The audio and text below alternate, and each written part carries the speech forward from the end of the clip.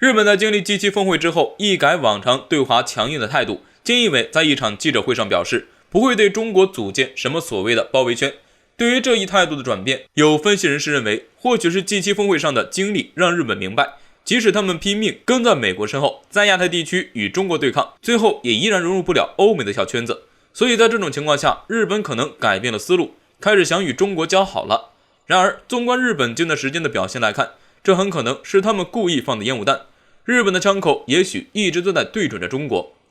据共同社报道称，日本最新建造的最上级护卫舰3号舰能代号于近日在长崎造船厂下水。该舰全长有 132.5 米，宽16米，标准排水量达3900吨。另外，它还装备了16个单元的垂直发射系统，可以携带标准2防空导弹，可以搭载8枚日本最新研制的超音速反舰导弹，可以说防空火力十分强大。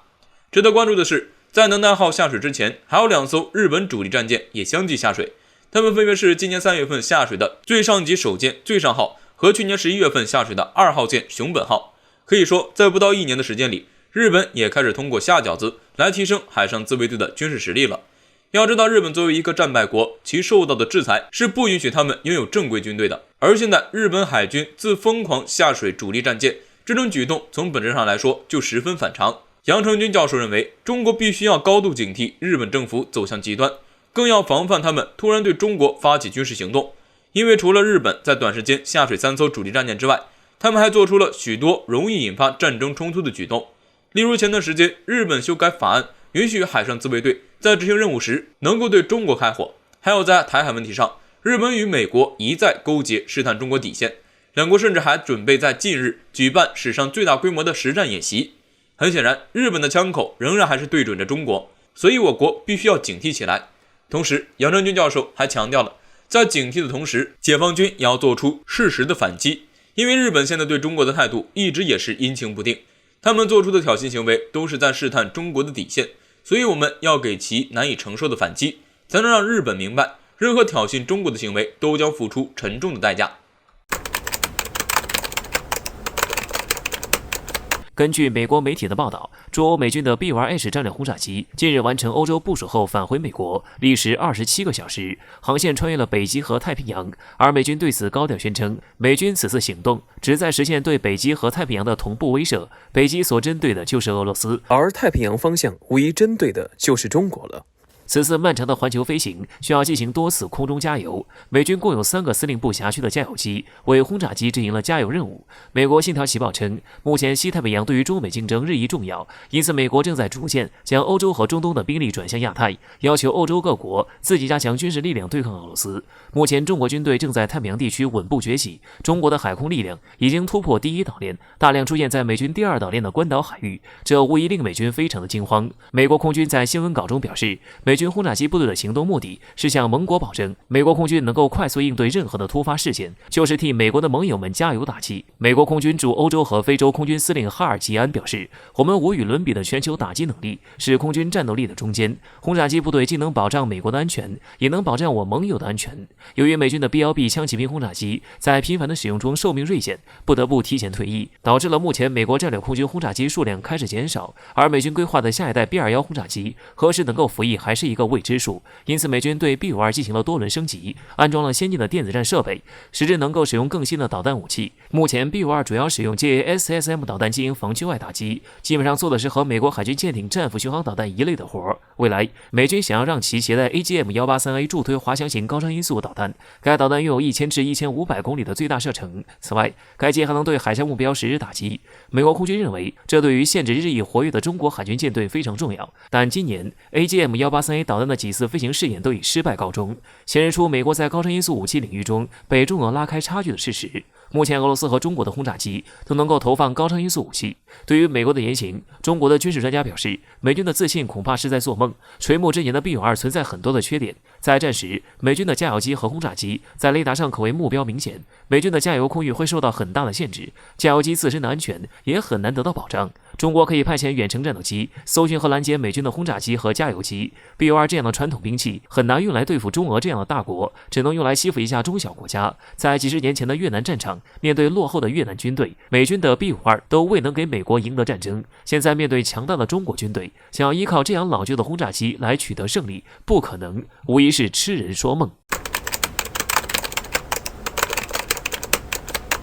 自新冠疫情爆发以来，虽然美国海军的军舰在大海上的活跃程度有所下降，但他们在对抗侦察和骚扰其他国家领海主权方面的行动从未减弱。众所周知，美国海军经常向其他国家的海域进发，打着航行自由的名义接近其他国家的领海。而美国的盟友也是很有样学样的，像加拿大、英国等国的军舰也经常来这一套。但这类行为是以强大的军事实力作为底气的，所以直接导致了一场偷鸡不成蚀把米的情况出现。据环球时报的消息称，在6月23号上午，英舰擅闯俄罗斯克里米亚领海后，俄黑海舰队的苏 -24M 歼击轰炸机沿英国驱逐舰航行，在英国军舰的航行路线上投下了4枚 OFAB-250 炸弹。虽然号称欧洲最先进的大型防空舰，英国海军的保卫者号驱逐舰的作战能力很强，排水量也有近8000吨，单艘造价更是高达8.5亿美元。但尽管如此，在面对俄军直接实弹开火的这一行为时，英国海军最终还是怂了。熟悉近代史和现代国际形势的观众相信都知道，克里米亚问题究竟是怎么一回事。现在的基本情况是，克里米亚实际上由俄罗斯控制，而这一地区对俄罗斯来说确实也是重中之重。有了克里米亚的领海主权，那么俄的海上力量就不会被封住，从而就让俄海军进一步掌控黑海的局势，成为覆盖整个中东地区的关键力量。因为俄罗斯很清楚克里米亚的重要性，所以屯驻重兵防守，因此一旦有域外势力的介入，就会引发俄罗斯的强力反制。对于英舰擅闯俄罗斯领海后，俄军直接实弹开火的这一行为，环球时报的主编胡锡进也发表了一些看法，但他的看法在网上引发了不小的争议，因为他认为中国不应该学习俄罗斯的直接实弹驱离英舰的做法。在他看来，中俄国情不同，所以两国与西方的关系也有很大的不同，周边环境也很特殊，所以目前中国外交的方式是最适合中国的。对于胡锡进的表态，虽然大部分评论都认为他说的也有道理，不过也并不缺乏反对意见。毕竟中国现在饱受美国拿着所谓自由航行为借口，抵近中国的海域进行侦察。当下中国网友们早已明白，事实只有在大炮的射程之内，面对像美国、英国这样的无赖国家，只能用拳头说话，他们才会尊敬你。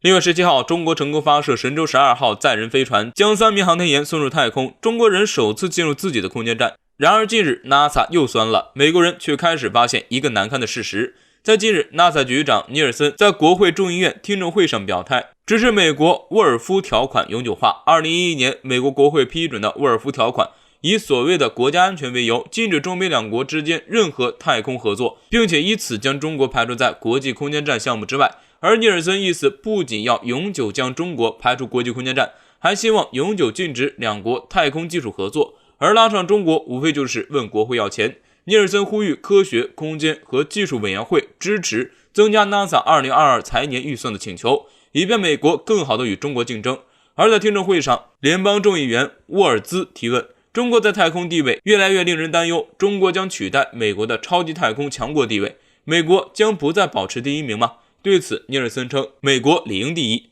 分析称，中国上自己的空间站，这一刺激 NASA 的拨款又有理由翻倍了。美国各行业都开始拿中国对比要经费，伸手要钱就大方的说出，不要遮遮掩掩瞎找名目。虽然理解他们蹭中国热度要经费，但是美国傲慢与霸权心态暴露无遗，这是流氓的腔调，哪像一个科学机构说出的言论。 NASA 恼羞成怒了，就好像中国以前没有被美国排除在国际空间站之外似的。美国什么时候放开过在高技术领域和军事领域对中国的封锁？美联社提到，中国一直遭国际空间站排斥，后来居上，并且进步神速追赶美国。仅在过去7个月内，中国陆续登月、登陆火星，并且登上自己的空间站，这让美国备受刺激。而美国人也注意到一个难看的事实，难道 NASA 没注意到国际空间站已经老化濒临退役，中国的空间站很可能成为唯一，到时候美国宇航员该去哪儿呢？目前中国空间站已经选出来自17个国家的9个项目，俄罗斯国家航天局、欧航局都在加紧准备训练和学习中文。希望能够陆续派航天员登上中国空间站。路透社注意到，中国媒体美国，中国的空间站也会对美国采取对等原则吗？事实是，中国从未阻止美国进入中国空间站。太空探索是整个人类的事，反倒是美国还抱着霸权心态。美国最终会发现，孤立美国的正是他们自己。